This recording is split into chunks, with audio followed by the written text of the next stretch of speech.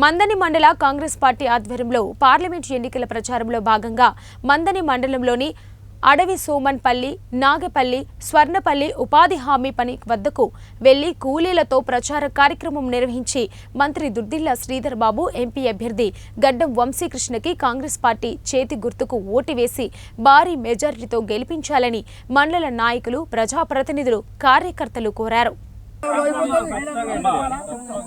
అమ్మా మీ అందరికీ నమస్కరిస్తా ఉన్నాను. మేము కాంగ్రెస్ పార్టీ తరఫున శ్రీధర్ బాబు గారి నాయకత్వంలో మీ అందరికీ ఓటు అడగడానికి మేమందరం వచ్చినాం. అమ్మా ఇక్కడ ఉన్న వాళ్ళందరం ఓటు అడగడానికి వచ్చినాం. మొన్న అసెంబ్లీ ఎన్నికల్లో శ్రీధర్ బాబు గారికి మీరు అందరూ ఓటేసి శ్రీధర్ బాబు గారిని గెలిపించారు. అదే విధంగా ఏ విధంగానైతే ఆ రోజు ఓటేసి చేతి గుర్తు మీద అధిక మెజార్టీ మీ ఊరు నుంచి ఇచ్చిర్రు, సేమ్ అదే మెజార్టీతోని మళ్ళీ గడ్డం వంశీ అని పార్లమెంట్ ఎలక్షన్ వచ్చినాయి. అదే చేతి గుర్తు మూడో గుర్తు మూడోదమ్మా బాబు, మీది నుంచి మూడో గుర్తు మీరు నొక్కండి. ఖచ్చితంగా చేతి గుర్తు అనేది అక్కడ ఉంటుంది. అదేవిధంగా ఎంత మెజార్టీ నాగపల్లి అయితే ఎంత మెజార్టీ ఇచ్చిందో పోయినసారి అంతకంటే ఎక్కువ మెజార్టీ ఇస్తుందని చెప్పి సర్నపల్లి ఇస్తుందని చెప్పేసి శ్రీధర్ బాబు గారు అన్నారు. ఇవి శ్రీధర్ బాబు గారికి ఫస్ట్ నుంచి మీరు ఆయన జీవిస్తూనే ఉన్నారు. అదేవిధంగా ఆయన నాయకత్వంలో గడ్డం వంశీ గారు ఎంపీగా నిలబడ్డారు.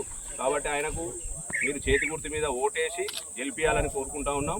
ఇంకొకటి ముఖ్య విషయం ఏంటంటే మీరు రోజు ఉపాధి హామీకి పొద్దున్నే లేచి వస్తూ ఉన్నారమ్మా. అన్నం కూర అండకుండా ఛాయ్ తాగుకుంటూ వస్తూ ఉన్నారు. నేను మంచినీళ్ళు పట్టుకొని వచ్చిన ఏడాది అది ఏమవుతుందంటే 150, 200 అట్లా కూలి పడుతుందమ్మా. ఇది కాంగ్రెస్ పార్టీ దీన్ని ఈ ఉపాధి హామీ అనేది దేనికో అక్కడికొస్తే పైసలు అని చెప్పేసి ప్రవేశపెట్టింది సోనియా గాంధీ గారు మన చేతి గుర్తు. కాబట్టి ఈ 200 వీళ్ళకు పడతలేదు అని దీన్ని 400 పెంచారు.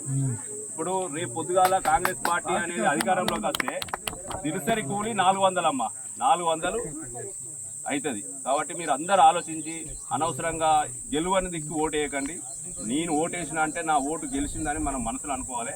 ఆ విధంగా మీరు ఓటేసి గడ్డం వంశీ గారిని దీవించాలి. శ్రీధర్ బాబు గారి దగ్గరికి పోయి మనం అందరం మేము చేతి గుర్తుకు వేసినామని చెప్పేసి గర్వంగా చెప్పుకునే విధంగా మీరందరూ ఓటు వేయాలని మీ అందరికీ